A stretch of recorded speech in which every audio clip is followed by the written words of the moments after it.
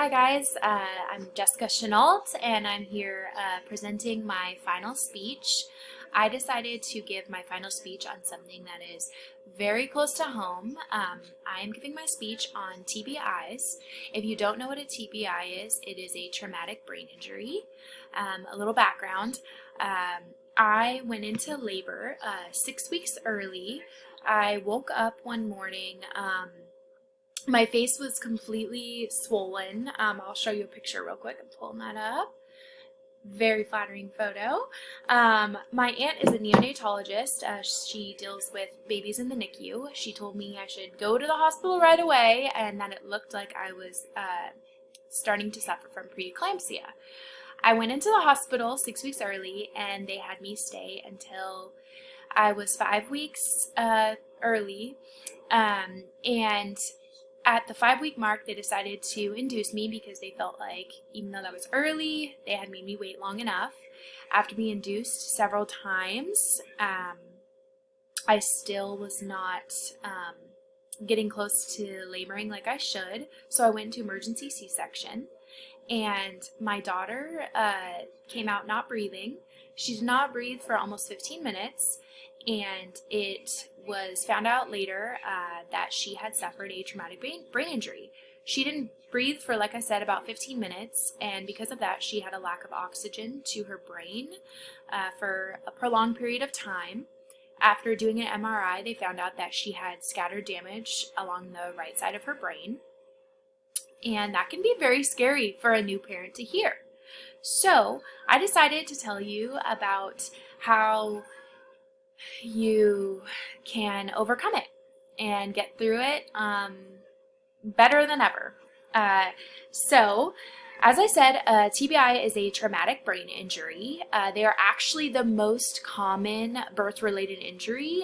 They deal with head and spinal injuries. TBIs can actually happen before, during, or after your delivery. As I mentioned, mine happened during the delivery. She didn't breathe for that long, and it was due to medical malpractice.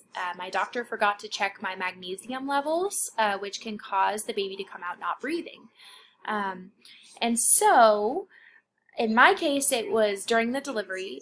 When it happens during, it is usually when the mom gets some sort of infection while she is pregnant and it is untreated, like she might not know about it. It can be the most common simple infection, but it travels to the baby and affects them and affects their brain.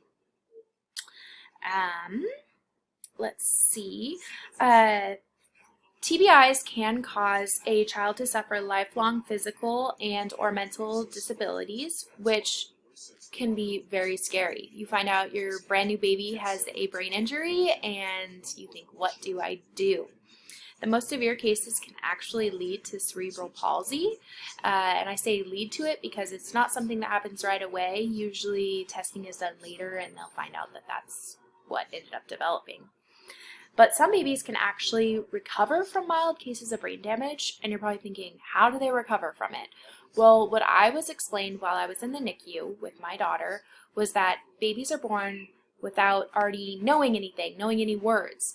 And so the parts of their brain that are damaged can actually be worked around. So if you get your daughter, or my daughter, or your son, or your child into therapy right away, then they can work pathways around those damaged parts, and it's like they weren't even affected by it. Thankfully, that has been my case.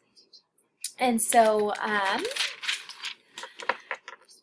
couple of the different types of TBIs I will talk about are, like I said, from infections. Some are from oxygen deprivation, like my daughter has.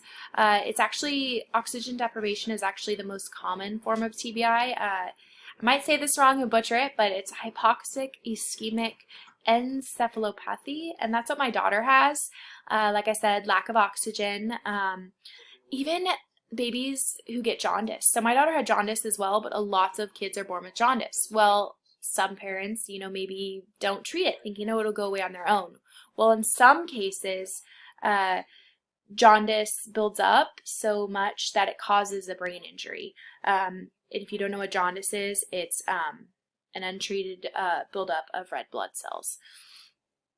And so when you think treatment, how do you treat a brain injury? As I said, lots and lots of therapy. So my daughter, starting at 3 weeks old, was put in speech, occupational, and physical therapy. And she has worked with the therapy team since birth, just to make sure that she's on track. And that has helped her so much. You would never know that my child has a brain injury at this point in her life, but I'm so glad for therapy. I think that the biggest thing for parents to know when they find out that their child has a brain injury is that they're not alone. There are so many support groups out there for parents that are going through the same thing, support groups that are full of therapists that can ensure you that your child is on the right track or give you tips to help you if they're maybe not developing exactly where they should be. But overall, I just want to say that with patience, resilience, and support, it's very possible to overcome.